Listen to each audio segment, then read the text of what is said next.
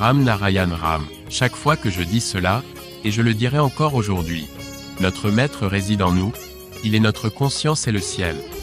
Pensez à cette idée, d'où vient l'énergie qui fait battre notre cœur? C'est un don du Créateur. Permettez-moi de vous raconter une histoire. Il y avait un guépard qui aperçut une vache par derrière, c'était la saison chaude, et la vache avait très soif. La vache entra dans un étang pour boire de l'eau. Pendant la chaleur, il arrive que l'eau de l'étang s'assèche, et le sol à la surface se dessèche tout en restant humide à l'intérieur. Tout animal qui y entre reste coincé. C'est ce qui est arrivé à la vache lorsqu'elle est entrée dans l'étang, elle est restée coincée. Juste à ce moment-là, le guépard s'approcha et sauta pour attraper la vache, mais il resta également coincé. Ils se regardèrent. La vache dit alors au guépard: « J'aille un maître. Il viendra me sortir d'ici, il m'aimera, me nourrira, prendra soin de moi, et il te frappera avec un bâton. » Et c'est exactement ce qui s'est passé. Un animal pense qu'il a un maître qui le protégera, mais les humains ne pensent jamais qu'ils ont un maître. Ils se considèrent comme leur propre maître. C'est pourquoi je dis, écoutez votre conscience et souvenez-vous toujours que nous n'avons pas de maître. La conscience n'est pas visible pour nous, mais elle voit tout ce que nous faisons.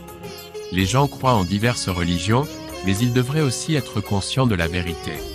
Nous devrions méditer pour comprendre qui nous sommes, où nous sommes, ce que nous faisons, et quelle est la vérité de la vie. Ceux qui nous enseignent la méditation ne savent souvent pas ce qu'elle est vraiment. Ils manquent même de connaissances. Cependant, nous devons comprendre ce qu'est la véritable méditation. Une bonne méditation est semblable à sortir du chagrin, c'est à qu'elle implique une réflexion. La méditation est un processus long, il y a un objectif à atteindre, une pensée à cultiver et un vœu à faire. Par exemple, lorsque je suis venu de Kolkata à Delhi, mon objectif était de fournir des informations aux gens par des spectacles. Cependant, les gens n'ont pas les bonnes informations. Ils se considèrent comme les maîtres de la terre, mais le véritable maître de la terre est quelqu'un d'autre. Cette même conscience réside en chacun de nous, apparaissant parfois comme un serviteur et parfois comme un guide sage. Nous dormons, nous nous réveillons, et nous faisons tout, mais la conscience ne fait rien de tout cela. La conscience guide nos vies.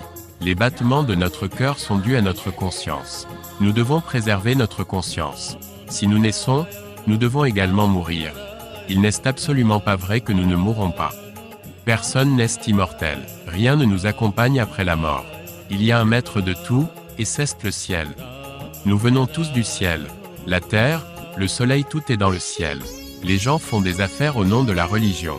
Ils exploitent les autres, ce qui est très mauvais. Tant que nous restons sur cette terre, c'est le Créateur qui fait tout pour nous. Nos corps sont un club, et les membres sont 500 millions d'âmes. Nos corps sont des temples, tout se passe dans ce temple. C'est pourquoi je dis, méditez.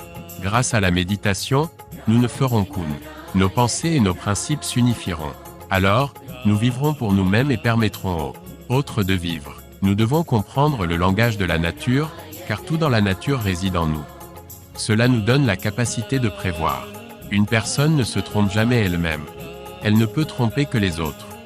Ce sont toutes des actions contre la conscience, et nous ne devrions pas nous y engager. Nous devons maintenir notre dignité et accomplir de bonnes actions.